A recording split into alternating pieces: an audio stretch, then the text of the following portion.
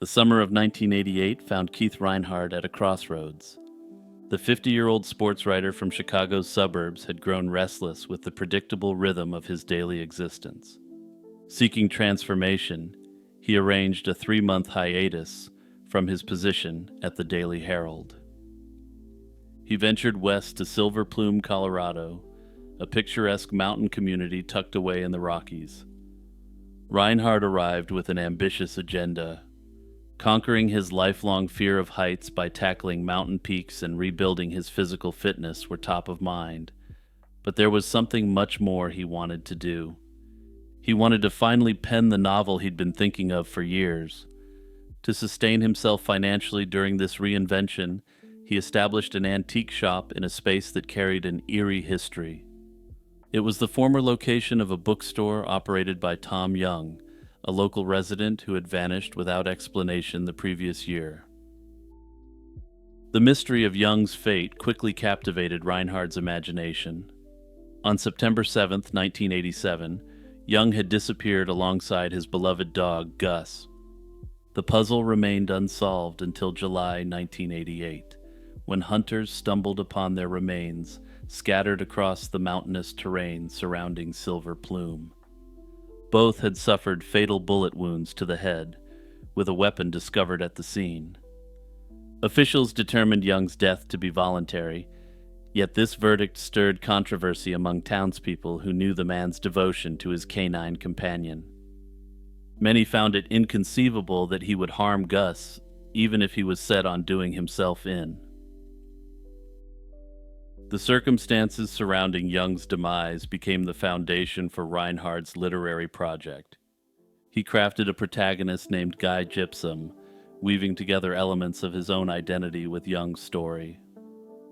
And yeah, that's a real Chad Tier detective name if I've ever heard one.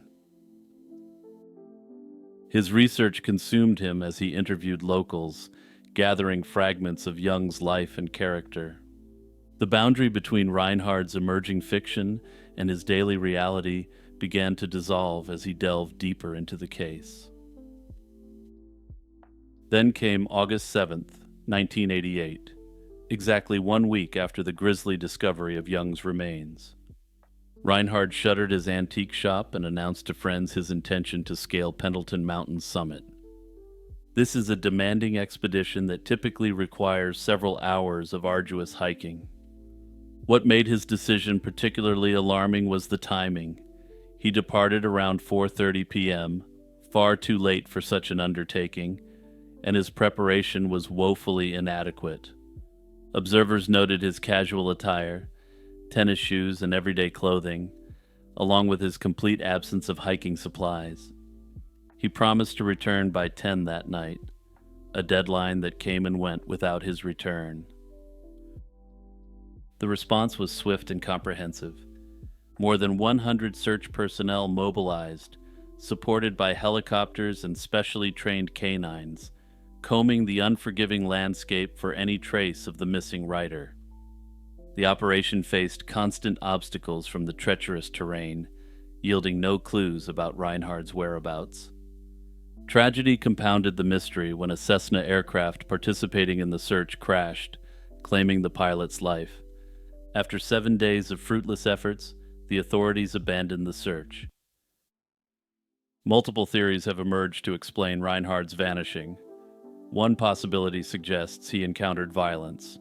It's been speculated that after discovering dangerous information related to Young's death, this made him a target.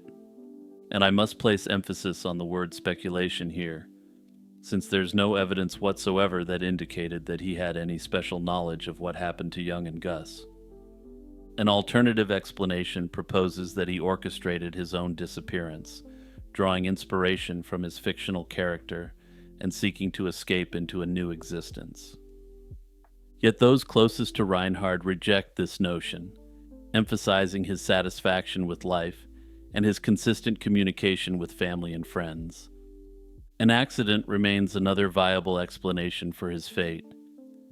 Considering his documented fear of heights and the perilous mountain conditions, a fatal fall seems entirely possible. The puzzle deepens, however, with the thorough search's failure to uncover any physical evidence supporting this theory. Some suggest that Reinhard had become so obsessed with Young's case that he ended up following in his footsteps. To those who believe this theory, the parallels between these two cases create a clear, unsettling pattern. Young and Reinhard occupied the identical commercial space, and both vanished in the mountains surrounding Silver Plume. Reinhard was, of course, also actively developing a novel centered on Young's story when he himself disappeared. Despite persistent investigative efforts, no definitive answers have surfaced regarding Reinhard's ultimate fate. His case files remain active, perpetuating an enduring enigma that continues to cast shadows over Silver Plume's tranquil facade. It seems to me that the depth of Reinhard's fixation with Young's case can't be understated. He had become so thoroughly absorbed in the mystery that he constructed a fictional alter ego blending their identities.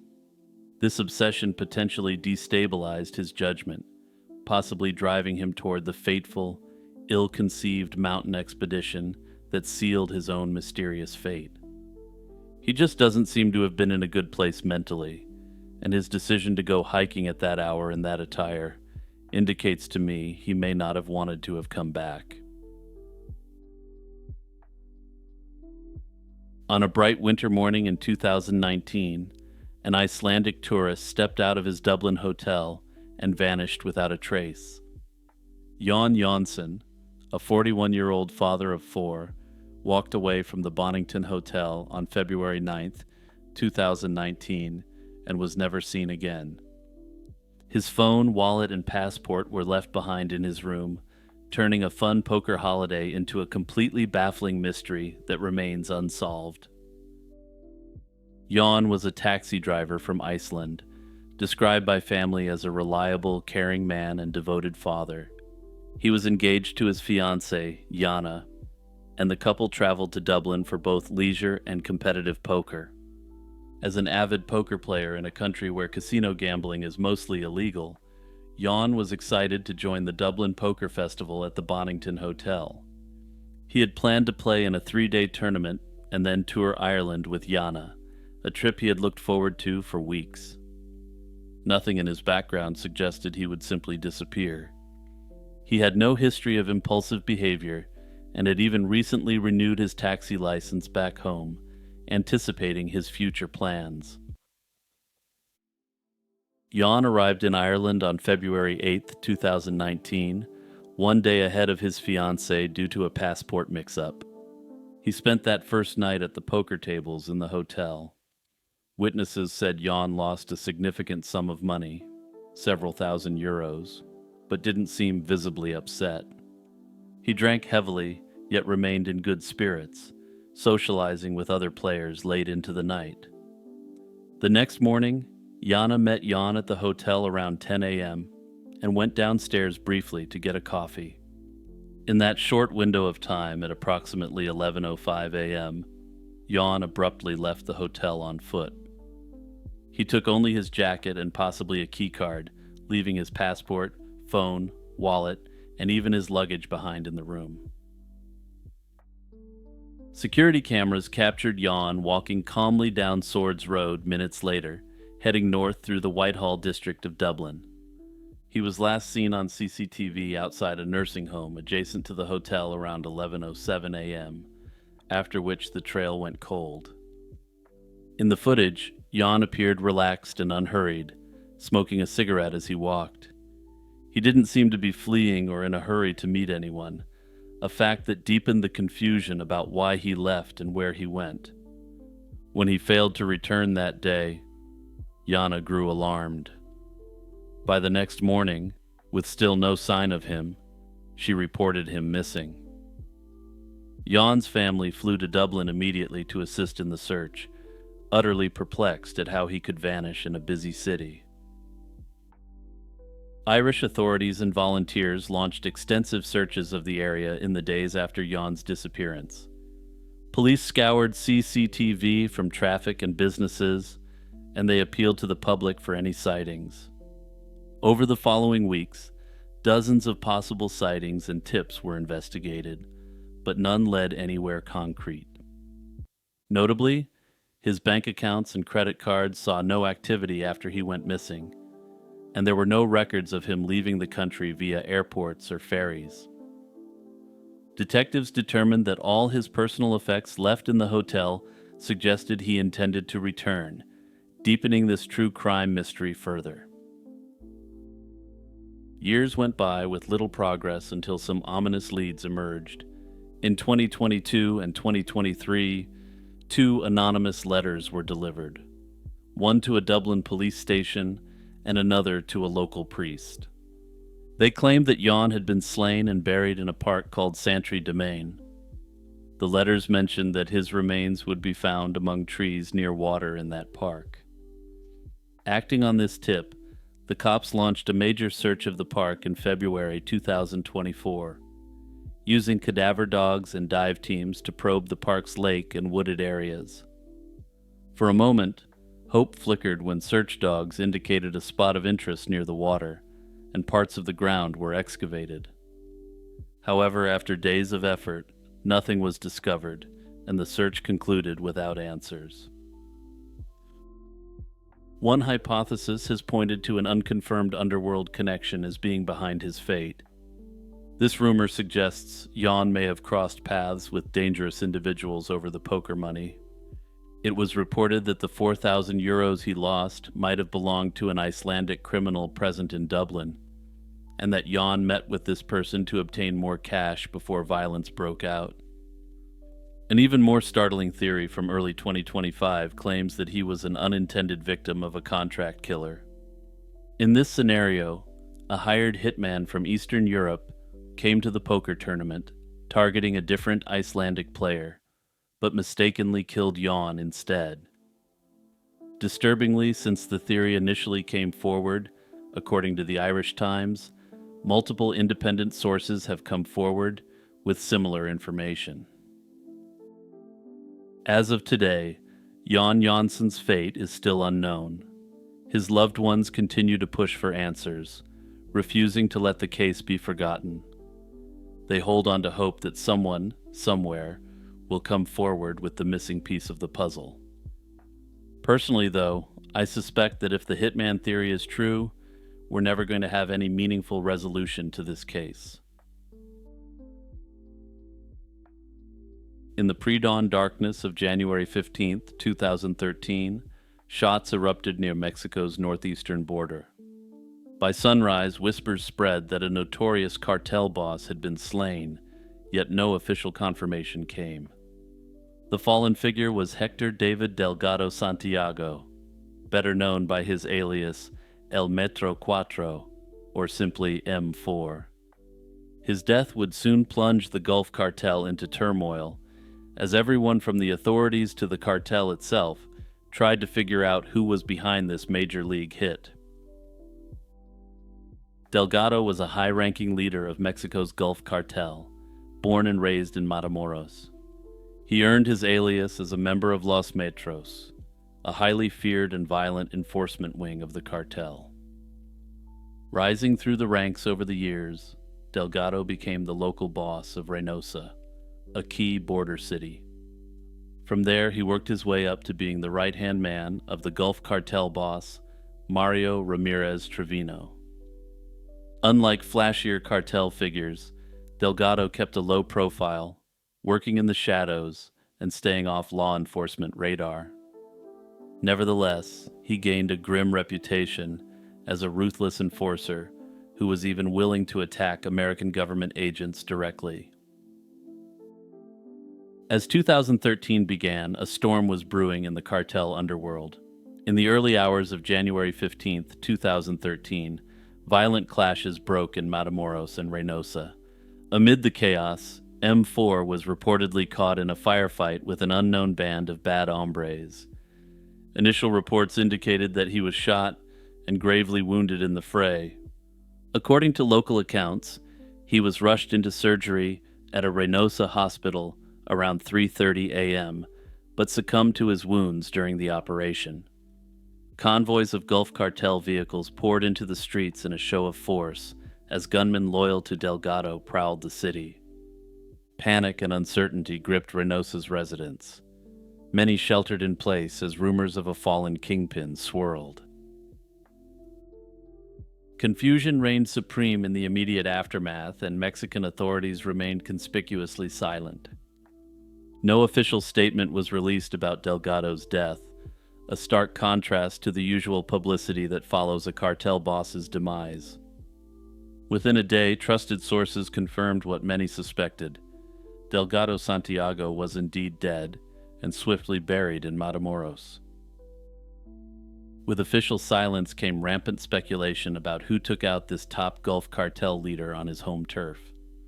Two main theories soon emerged in both media reports and according to later underworld chatter that would leak out in the years that followed.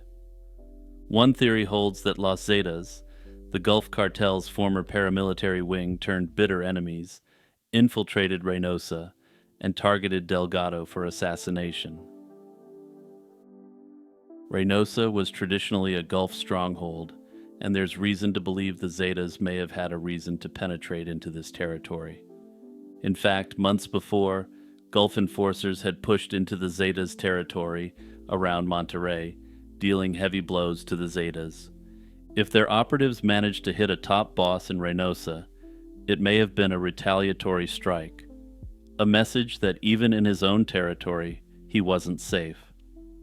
Observers at the time noted that a Zetas-led attack would fit a larger pattern of tit-for-tat violence between the cartels. This scenario paints his death as part of the ongoing war for turf, an outside enemy seizing a chance to eliminate a key member of the Gulf cartel's leadership. The alternative theory is far more insidious. Delgado was betrayed and eliminated by his own compatriots within the Gulf cartel. At the time, the cartel was embroiled in a fierce internal feud. Delgado himself had been a key player in a split that pitted two heavily armed rival factions against one another. Ultimately, given the internal power structures of these operations, this has been the conclusion that many observers have reached in the years following the slaying. In the end, perhaps to the surprise of absolutely no one, this case has gone unsolved, and I have a sneaking suspicion that it'll remain that way. Hey everyone, Jimmy here with a reminder to hit the notification bell and turn on all notifications. Also, don't forget to check out the Patreon or the YouTube membership if you want to take your support for my channel to the next level. On a Halloween night in a quiet Northern California suburb, a Placer County Sheriff's deputy noticed an abandoned Dodge Caravan on a roadside. Inside the vehicle was a scene out of a nightmare. The lifeless body of 39-year-old Sherilyn Hockley, a beloved fifth-grade teacher, lying in the back seat. The shocking discovery on October 31st, 1993, shattered the peace of Granite Bay and launched an investigation that has haunted the community for decades. Over 30 years later, Sherilyn's slaying remains unsolved. Sherilyn Hockley was a mother of three and an admired teacher who had recently moved to the Granite Bay area after a divorce. On Friday, October 29, 1993, her elementary school hosted Halloween festivities, and Sherilyn stayed late to clean up after the classroom party. She was last seen at the school sometime between 5 and 6 p.m. Sherilyn reportedly planned to head to her boyfriend's house that evening, but she never arrived. When Sherilyn didn't come home that night, her boyfriend grew alarmed. He drove to the school around 7:30 p.m. looking for her and even spoke with a janitor, but found no sign of Sherilyn or her van. As concern mounted, he contacted family and the authorities to report her missing. Her disappearance was entirely out of character. Sherilyn was reliable and deeply devoted to her family and her students. As the weekend passed with no word from her, family and friends feared the worst while clinging to hope. Their worst fears were confirmed on Halloween night. On October 31st, A sheriff's deputy on routine patrol noticed Sherilyn's blue Dodge minivan sitting oddly alongside Elmhurst Drive, just about a mile from the school. Numerous local residents had actually seen the van parked there throughout the weekend while attending kids' soccer games. Some assumed it was merely an abandoned vehicle, while others assumed someone may have been living in it. Either way, no one approached the van at that time. When the deputy stopped to check it out, he made a gruesome discovery. Sherilyn's body was in the back of the van. She was partially clothed and had been strangled with a ligature, left lifeless in her own vehicle. Detectives from the Placer County Sheriff's Office descended on the scene, trying to piece together what had happened to the well-liked teacher. The evidence painted a perplexing picture. Sherilyn had clearly been strangled, likely with a rope or cord, but that weapon wasn't found wrapped around her neck. Investigators recovered a piece of rope believed to be the weapon used in the attack, preserving it for forensic testing. Crucially, the crime didn't fit the pattern of a random attack. Sherilyn's purse, wallet, and personal belongings were still inside the van, untouched. Tests to determine if she had been subjected to an indecent assault came back negative as well. The location of the van and condition of the scene raised further questions. Detectives theorized that Sherilyn may not have been slain at the spot where the van was found. There were no signs of a struggle in that wooded roadside area, and no clear secondary crime scene was ever identified nearby. It seemed likely that the assailant subdued Sherilyn elsewhere, perhaps even in the school parking lot. He then drove her van to the quiet street where it was abandoned with her body inside. Investigators believe Sherilyn was slain on Friday evening, the 29th, or early the next morning, and the perp left the van in plain sight. It's believed that he had hoped it would blend in for some time until the body was discovered. Forensic teams combed over the vehicle for clues. They lifted fingerprints, but unfortunately, none of the prints matched any known person in law enforcement databases. No DNA profile was immediately obtained in 1993, as DNA testing was limited at the time, but evidence was carefully stored. The investigation faced a daunting challenge: a crime with no obvious motive, few physical leads, and a victim who by all accounts had no enemies. In any case like this, investigators start by looking at those closest to the victim. Sherilyn's recent personal life was scrutinized for clues. She had finalized a divorce earlier that year after a 15-year marriage, and her 3 children were living with their father in Chico, California after the split. Detectives interviewed her ex-husband and her current boyfriend, and both men were cooperative. After checking alibis and finding no evidence of involvement, police cleared the ex-husband and the boyfriend of any suspicion early on. Eliminating these 2 key figures was important, but it also meant the case had no obvious suspect to follow. Investigators cast a wider net. They looked into colleagues at the school and any other men in Sherilyn's life, but nothing pointed to a specific person with motive. The principal of her school noted that Sherilyn appeared to have a good personal life. In fact, colleagues recalled that on the day she disappeared, Sherilyn was in an upbeat mood, excited about the Halloween weekend, and enjoying time with her students. With those closest to Sherilyn yielding no leads, police pursued scenarios with strangers.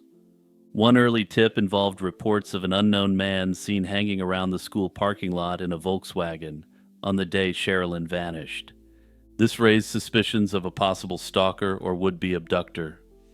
It's unclear whether this individual was ever tracked down, with some sources claiming he was cleared and others claiming he was never found.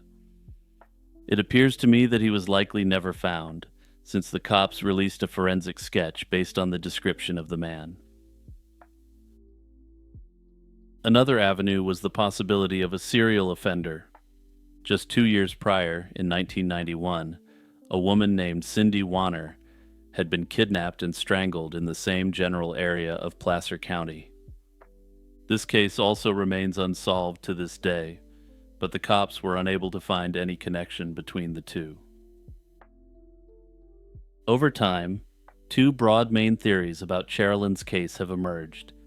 Either she was slain by someone she knew in a personal crime of passion, or she was the victim of a random attack by an unknown predator. The prevailing theory, however, is that Cherylyn likely knew the perpetrator, given the lack of theft or other clear motivations for the crime. The only motive for the attack, based on the evidence as it exists, appears to have been ending the life of an innocent woman. Notably, in one quote from a 2015 interview, a detective working the case indicated that the name of the suspect was likely somewhere in the case file.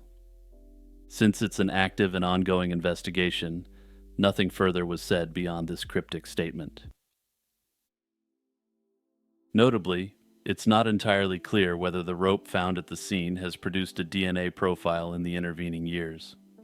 It's also unclear if the rope found was even the weapon used in the commission of the crime, and again, given the status of the investigation, we don't have all the details. For now, the unsolved case of Cherylyn Hockley continues to haunt her family and investigators. Cherylyn's adult children are still advocating for justice, which definitely increases the chance that this case will be cracked eventually. Hey everyone, it's Jimmy here, with a quick reminder to like, subscribe, and share this video. Also, don't forget to check out the YouTube membership or the Patreon if you want to help support my channel even further. On a calm February night in 1975, two young boys in Kofu, Japan stumbled upon something that defied explanation. As dusk fell, they watched a strange orange light dancing in the sky, a light that soon descended behind a vineyard, bringing them face to face with the unknown in their own backyard. What began as a playful outing would become one of Japan's most baffling close encounters, leaving a community grasping for answers. By the end of that night, the two children had experienced something that remains unexplained even today. On February 23, 1975, around 6:30 in the evening, two 7-year-old boys, Masato Kawano and Katsuhiro Yamahata, were roller skating in Kofu City. While they were enjoying the evening, they noticed not one but two glowing saucer-shaped objects hovering above. The UFOs emitted a glittering orange light and a strange ticking sound. As the boys watched in awe, one of the lights suddenly veered off toward a distant mountain, while the other descended into a nearby vineyard. Curious and alarmed, the children ran to the vineyard. Up close, they found a domed metallic craft about 20 feet wide and 7 feet tall, resting on 3 spindly legs. Strange symbols were etched along its silvery hull. As they hesitantly approached, a hatch opened and a small humanoid figure clambered down a ladder to the ground. The boys also glimpsed a second, smaller figure inside the craft's cockpit, watching from above. The being on the ground stood only about 4 feet tall, with long, thin arms, a large head, and a reflective silver suit that seemed to glow. Its skin was dark brown and deeply wrinkled, obscuring any eyes or nose on its face. Where a mouth should be, it had 3 shiny metal fang-like projections pointing down. The creature even had pointed bat-like ears jutting from its head. It moved slowly around the craft, seemingly unaware of the two stunned boys. Without warning, the humanoid turned and walked directly toward Katsuhiro. Before the boy could run, the entity placed a hand on his shoulder, patting him twice. It emitted an eerie warbling noise, a garbled sound unlike any human language they had ever heard. At that moment, Katsuhiro collapsed to the ground, paralyzed, whether from terror or some effect of the touch. Panicked, Masato grabbed his friend and they fled from the vineyard as fast as they could. Breathless and shaking, the boys burst into their homes and told their parents an incredible story of a flying saucer and its frightening occupant. Skeptical but concerned, the mothers accompanied the boys back to the vineyard. They arrived just in time to see an orange light pulsing among the grapevines, right at the spot the children had pointed out. Moments later, the light blinked rapidly and then shot straight up into the sky, vanishing with a flash. In the silence that followed, the adults found physical signs that something had been there. The wooden posts of two grapevines were snapped off at the base, seemingly knocked over by a heavy force. In the soil, there was a ring of small depressions, as if left by the craft's legs, and some reports noted unusual radiation readings in the ground. By the next day, word of the Kofu UFO was spreading through the town. Classmates, neighbors, and teachers all heard about the boys' encounter. The school principal and several teachers visited the site in daylight to investigate. They confirmed the uprooted posts and strange landing marks in the soil. The two boys were interviewed separately by parents, teachers, and even an investigator, but their accounts didn't waver. They described the same events each time and drew matching pictures of the saucer and creature. Another child, an 8-year-old boy from the area, came forward to say he saw a bright orange object flying in the sky around the same time, though he hadn't seen it land. This independent sighting added credibility to the story and suggested something unexplained was indeed in the skies over Kofu that evening. News of this eerie encounter quickly spread beyond Kofu, fueling excited newspaper headlines and prompting official attention. UFO enthusiasts believed the boys had a genuine close encounter with an extraterrestrial, citing the consistency of their story and the physical evidence at the site. On the other side, skeptics proposed more ordinary explanations. Some suggested the children had misidentified a known object. Notably, the Japanese Civil Aviation Bureau pointed out that a propeller airplane was flying in the area that evening, and its lights could have been what the boys saw. However, this explanation didn't directly account for the bizarre humanoid encounter on the ground. Others theorized that the story could have been a childhood fantasy or prank that gained a life of its own. Young kids do have vivid imaginations, and some believe Masato and Katsuhiro could have concocted an alien encounter story based on a TV show or comic book. That said, reports indicate that they were genuinely frightened and earnest about what they reported. Moreover, the broken posts and corroborating witnesses made it hard to dismiss the incident as pure make-believe. This has led to the theory that the encounter could have been a hoax perpetrated by adults on these kids. No evidence of a hoax ever surfaced, and the boys never retracted their account into adulthood. Without a definitive explanation, the Kofu incident remains an unsolved mystery. Some have even speculated about a secret military experiment or an unknown creature mistaken for an alien, but none of these ideas fits all the facts. The story of what happened in that vineyard in 1975 continues to intrigue and mystify people to this day.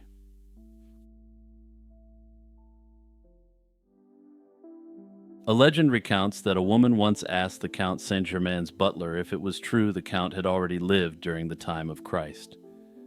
The butler replied dryly that he wouldn't know, as he'd only been in the Count's service for 300 years. This anecdote, whether apocryphal or not, perfectly captures the paradox of the Count of Saint-Germain. For nearly half a century, he charmed, advised, and startled the courts of Europe. He maintained an image so fantastical that Voltaire dubbed him a man who knows everything. Saint-Germain was and remains a complete mystery, serving simultaneously as a celebrated 18th century polymath and, in modern times, an immortal spiritual guide.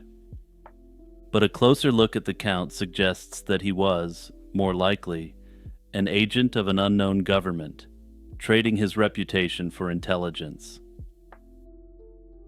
Saint-Germain made his entrance onto the international scene in the mid-17th century, but his origins are mired in a fog of deliberate contradiction. He used a variety of names and titles throughout his life, an accepted practice among traveling aristocrats, but one that Saint-Germain employed to an extreme degree. This intentional obscurity allowed him to deflect inquiries and invent fantasies about his past, such as the famous claim of being 500 years old. Historical investigations suggest several possibilities for his birth. One plausible theory places his birth around 1710 in San Germano, Savoy, perhaps as the son of an Italian princess, with a local tax collector as his supposed father. He sometimes claimed to be the son of Prince Francis II Rákóczi of Transylvania. Adding to the chronological confusion, when he arrived in Schleswig in 1779, he told his then patron, Prince Charles of Hesse-Kassel, that he was 88 years old. If this was true, this would push his potential birth year back to 1691. But as with everything with the Count, nothing was certain. The sheer volume of conflicting identities suggests that the Count's obscurity was not merely happenstance, but a vital tool. Many of his contemporaries suggested that his lack of a fixed identity may have been a clue that he was actually an agent of an unknown government. By being simultaneously everyone and no one, his persona provided him with the necessary camouflage to move seamlessly between Europe's royal courts. The Count's influence derived not just from his mysterious background, but from verifiable, multidisciplinary genius. He was a polyglot, fluent in all major European languages, and a verified expert in art, philosophy, history, and science. He was also a celebrated musician, known as a virtuoso on both the piano and violin. Several of his compositions were published and performed in London and Paris, and are still available today, though none are widely performed. However, the most intriguing aspect of his reputation was his connection to the mystical science of alchemy. Saint-Germain claimed to possess knowledge of the philosopher's stone and the elixir of life, the secrets that would grant wealth and immortality. Unlike common charlatans, he had the ability to demonstrate practical material results that convinced influential patrons. A notable anecdote involves King Louis XV, who presented Saint-Germain with a deeply flawed diamond. The Count took the stone, and upon returning it a month later, it was found to be flawless. After having it weighed and appraised, the king's jeweler valued the improved stone to be far more valuable. This tale, which appears to be true, relies on the assumption that the diamond that was returned was indeed the same gem at all. This so-called ability to transform and improve materials was crucial to his career. His demonstrable skill, whether based on genuinely advanced chemical knowledge or sophisticated trickery, provided him with unparalleled access to the European elite. His success in creating valuable materials, like the improved diamond or his development of rich dyes, validated his position in court in a way mere philosophy could never have achieved. This served as a powerful shield, protecting his potentially true operational work, diplomacy, and intelligence gathering under the guise of an eccentric scientist and artist. The Count's unique position, blending incredible talents with total anonymity, made him invaluable to high-stakes statecraft. Louis XV trusted Saint-Germain implicitly, often using him for sensitive diplomatic tasks. During the height of the 7 Years' War, Saint-Germain was instrumental in secret negotiations. Around 1760, he traveled to the Dutch Republic, attempting to mediate peace talks between Britain and France. These activities were so clandestine that they immediately led to accusations of espionage, suggesting he was working for foreign powers, perhaps the Russians. Though never formally charged, these allegations underscored his role as a necessary, untraceable agent used for sensitive information transfer and back-channel operations. His connection to Russia is particularly suggestive of his influence. Saint-Germain was allegedly present in St. Petersburg and credited by some with assisting the coup in 1762 that led to the overthrow of Tsar Peter III and the ascension of Catherine the Great. Despite a life spent advising kings and claiming access to untold wealth and eternal existence, Saint-Germain's historical narrative culminates in a surprisingly mundane death. He spent his final years under the protection of his admirer, Prince Charles of Hesse-Kassel, in Schleswig in modern Germany.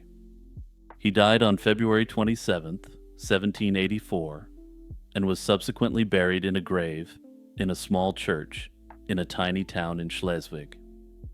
However, the official record of his death only served as the historical inflection point for the legend of his immortality. When no relatives appeared to claim his belongings, the city auctioned off his possessions, as was the style at the time.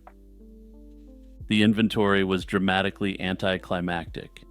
His estate contained only modest personal effects, clothing, and a small sum of money. While most accepted this meant that he was a spy who had spent all his money or a charlatan who never had what he claimed, another story soon emerged. A modest end for a man who boasted of immortal secrets perfectly primed the public imagination for the story of his survival. Almost immediately, reports of his continued existence circulated through Europe. A French countess claimed to have met and conversed at length with Saint-Germain after the storming of the Bastille in 1789. She stated that he accurately predicted France's immediate and terrifying future. She continued to report sightings of him on significant historical dates, including in 1820, noting that he always appeared to be no older than late middle age. As the 19th century went on, these purported sightings tapered off, and for a time this mysterious count became a historical mystery and little more. But then things got really weird. In the 20th century, New Age movements began to latch on to the Count as a figure of great spiritual power. In these new esoteric doctrines, the Count was redefined as the ascended master Saint-Germain, a great spiritual teacher who transcended mortality through alchemy. Present-day adherents believe he currently operates from a higher dimension, guiding and guarding humanity. Under this belief, he sits on a council with such venerated figures like Jesus Christ, Confucius, Gautama Buddha, and a whole bunch of others. The Count of Saint-Germain mastered the art of being a contradiction. He was the man who advised kings and composed beautiful music, but would also allude to the fact that he was 500 years old. He was the wealthy and successful diplomat whose life was filled with intrigue, but died with nothing but modest possessions. Even today, he continues to exist in parallel and contradictory realities. He's the frustratingly opaque, real historical figure whose life, likely as a spy in the service of an unknown power, intersected with many of the crucial decades of the Enlightenment. But he's also a New Age spiritual icon to a fairly significant group of people who hold that he's currently guiding humanity alongside Jesus Christ.